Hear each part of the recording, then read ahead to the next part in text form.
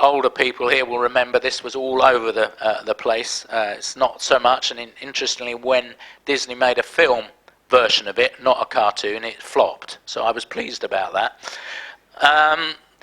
And then we've also been seen as a burden. This picture by Bruegel of disabled beggars, and the foxtail on their back denotes that they're evil. Or we were dumped in institutions from the beginning of the 19th century with the Poor Law, and then the Asylums Act, and then the Mental Deficiency Act. Up to 500,000 people were incarcerated in institutions. And the last of those, I think, shut last month, actually. Only last month. Of course, the Nazis took many of these eugenicist views that were developed by Galton and Darwin and others, and applied it to anyone with an impairment, and these are disabled people who were in camps awaiting their treatment. And that's where the black triangle of our image comes from. They were made to wear black triangles. They were inverted, and that was their badge. Like Jews had to wear a yellow star, gay people had to wear a pink triangle, disabled people had to wear a black triangle, and these guys are wearing the black triangle inverted. Of course, not everybody accept this idea of being a burden, and this is an early march over here of blind people, National League of the Blind, marching in 1920 for proper rates of pay and the right to work. And the sign at the front there says "Justice, not charity," which is very similar to a slogan we had in the 90s, and even now you'll see it, which was "Piss on pity," which was something that the disability movement said. We're not interested in pity, we're not interested in charity, we want rights and entitlements the same as everybody else.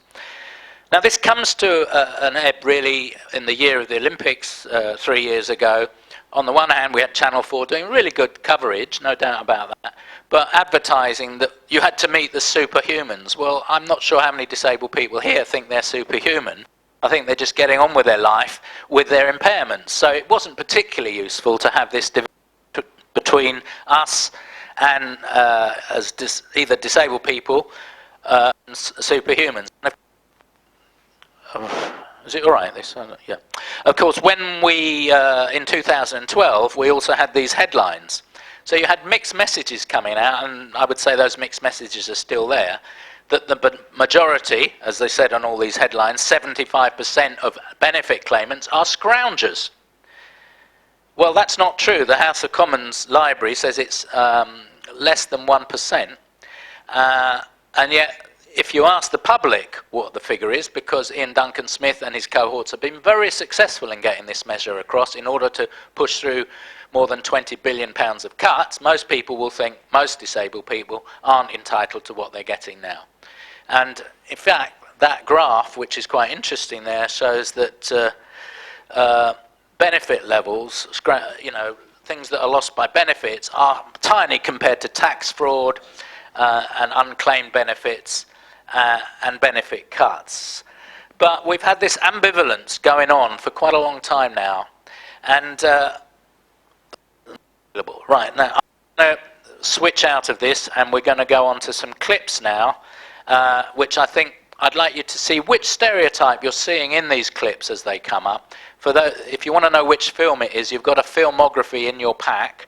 There are 34 clips here, so you'll have to be quite quick to follow it. So maybe you just want to watch them for the time being. And I'll minimize this, and then